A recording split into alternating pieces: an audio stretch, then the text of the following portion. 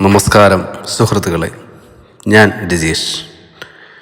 ഹൈന്ദവ വിശ്വാസത്തിൽ ജ്യോതിഷത്തിന് വളരെ വലിയ പ്രാധാന്യമാണുള്ളത്. ഗ്രഹങ്ങളുടെയും നക്ഷത്രങ്ങളുടെയും ചലനങ്ങളെ അടിസ്ഥാനമാക്കി മനുഷ്യരുടെ ജീവിതത്തെയും പ്രകൃതിയെയും മനസ്സിലാക്കുന്ന പ്രാചീന ഭാരതീയമായ ഒരു സമ്പ്രദായമാണ് ജ്യോതിഷം. ജ്യോതിഷപ്രകാരം 27 നക്ഷത്രങ്ങളെ അടിസ്ഥാനമാക്കി ആകാശം വിഭജിച്ചിരിക്കുന്നു. ചന്ദ്രൻ സഞ്ചരിക്കുന്ന പാതയെ നക്ഷത്രങ്ങളുമായി ബന്ധിപ്പിച്ച് ദിവസത്തെ നാൾ നിർണ്ണയിക്കുന്നു. പ്രപഞ്ചത്തിലെ ജീവജാലങ്ങളെ സ്വാധീനിക്കുന്ന 12 ഗ്രഹങ്ങൾ, നവഗ്രഹങ്ങളും മറ്റു ഗ്രഹങ്ങളും ഉൾപ്പെടുന്നു. ഇതിൽ നവഗ്രഹങ്ങളാണ് ജ്യോതിഷത്തിൽ പ്രാധാന്യം. ഓരോ മലയാള മാസങ്ങളുടെയും അടിസ്ഥാനത്തിൽ രാശികളും കണക്കാക്കുന്നു. ഹിന്ദു ആചാരങ്ങളുടെ 6 പ്രധാന തത്വങ്ങളിൽ ഒന്നാണ് ജ്യോതിഷം.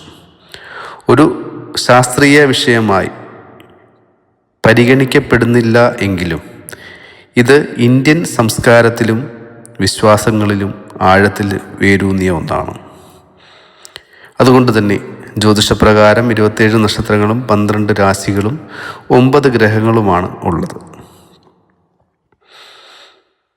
അവ ഏതൊക്കെയാണെന്ന് നോക്കാം. അശ്വതി, ഭരണി, കാർത്തിക, രോഹിണി, മകയിരം, തിരുവാതിര, പുണർതം, പൂയ, ആയില്യം, മകം, പൂരം, ഉത്രം, അത്തം, ചിത്തിര, ചോതി, വിശാഖം, അനിഴം, തൃക്കേട്ട, മൂലം, പൂരാടം, ഉത്രാടം, തിരുവോണം, അവിട്ടം, ചതയം, പൂരുരുട്ടാതി, ഉത്രട്ടാതി, രേവതി എന്നിവയാണ് 27 നക്ഷത്രങ്ങൾ. ചിങ്ങം, കന്നി, തുലാം, വൃശ്ചികം, ധനു, മകരം, കുംഭം, മീനം, മേടം, ഇടവം, മിഥുനം, കർക്കിടകം എന്നിങ്ങനെയാണ് 12 രാശികൾ.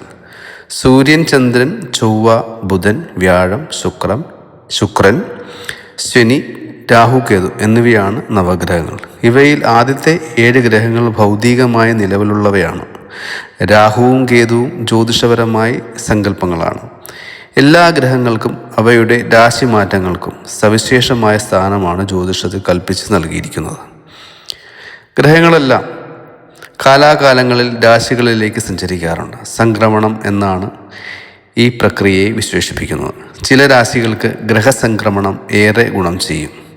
എന്നാൽ മറ്റു ചില രാശിക്കാരെ സംബന്ധിച്ചിടത്തോളം ഇത് വിപരീത ഫലമായിരിക്കും സമ്മാനിക്കുക. സംക്രമണ സമയത്ത് ഒരേ രാശിയിൽ ഒന്നിലേറെ ഗ്രഹങ്ങൾ സംയോജിക്കാറുണ്ട്. ഇങ്ങനെയാണ് രാജയോഗങ്ങൾ രൂപപ്പെടുന്നത്. ജ്യോതിഷപ്രകാരം ഏറെ സവിശേഷതകളുള്ള ഗ്രഹങ്ങളാണ് സൂര്യനും ബുധനും ചൊവ്വയും ശുക്രനും. പുതുവർഷത്തിൽ, അതായത് 2026 പുതുവർഷത്തിൽ സൂര്യൻ ഈ 3 ഗ്രഹങ്ങളുമായി ചേർന്ന് രാജയോഗങ്ങൾ സൃഷ്ടിക്കും.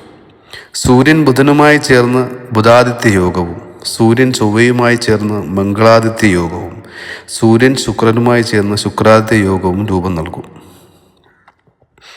ഇത് 12 രാശിക്കാരെയും വ്യത്യസ്ത തരത്തിലായിരിക്കും ബാധിക്കുന്നത്. എന്നാൽ ചില രാശിക്കാർക്ക് 3 രാജയോഗത്തിൻ്റെയും ഫലം ലഭിക്കും. ഏതൊക്കെയാണ് ആ ഭാഗ്യരാശികൾ എന്നും എങ്ങനെയൊക്കെയാണ് അവ ഇവരുടെ ജീവിതത്തിൽ പ്രതിഫലിക്കുകയെന്നും നോക്കാം. ധനുരാശിയാണ് ആദ്യം വരുന്നത്. മൂലം, പൂരാടം, ഉത്രാടം, കാല് ഇതാണ് നക്ഷത്രങ്ങൾ. ബുധാദിത്യ യോഗവും മംഗളാദിത്യ യോഗവും ശുക്രാദിത്യ യോഗവും ധനുരാശിക്കാർക്ക് അനുകൂലമായിരിക്കും. ഏറെ നാളായി ആഗ്രഹിക്കുന്ന കാര്യങ്ങൾ അല്ലെങ്കിൽ ആഗ്രഹിക്കുന്ന സ്വന്തമായി വീടെന്ന സ്വപ്നം സാക്ഷാത്കരിക്കപ്പെടും. പല വഴിക്ക് പണം കയ്യിലെത്തും. പുതിയ വരുമാന സ്രോതസ്സുകൾ രൂപപ്പെടും. ലോട്ടറി പോലുള്ള ഭാഗ്യപരീക്ഷണങ്ങളിൽ ഏർപ്പെടുന്നവർക്ക് അനുകൂലമായ സമയമാണ് കാണുന്നത്. അടുത്തതായി തുലാം രാശിയാണ്. ചിത്തിര, ചോതി, വിശാഖം നക്ഷത്രമാണ്. തുലാം രാശിക്കാർക്ക് ബുധാദിത്യ യോഗവും മംഗളാദിത്യ യോഗവും ശുക്രാദിത്യ യോഗവും ഏറെ ഗുണം ചെയ്യും. ജോലിയിൽ സ്ഥാനക്കയറ്റത്തിനും ശമ്പള വർധനവിനും സാധ്യത കാണുന്നു. പുതിയ വീട്, വാഹനം എന്നിവ സ്വന്തമാക്കാനും സാധ്യതയുണ്ട്. ബിസിനസ്സുകാർക്ക് ശുഭകരമായ ഫലങ്ങൾ ലഭിക്കും. ദാമ്പത്തിക ജീവിതത്തിൽ സന്തോഷവും സമാധാനവും ഉണ്ടാവും. വിദേശത്തേക്കുള്ള യാത്രയും വിദേശത്തെ ജോലി സാധ്യതയും കാണുന്നു. അപ്പോൾ ഇത്രയേ ഉള്ളൂ ഇന്നത്തെ വീഡിയോ ഉപകാരപ്പെട്ടെങ്കിൽ ലൈക്ക് ചെയ്യുക, സബ്സ്ക്രൈബ് ചെയ്യുക. നന്ദി, നമസ്കാരം.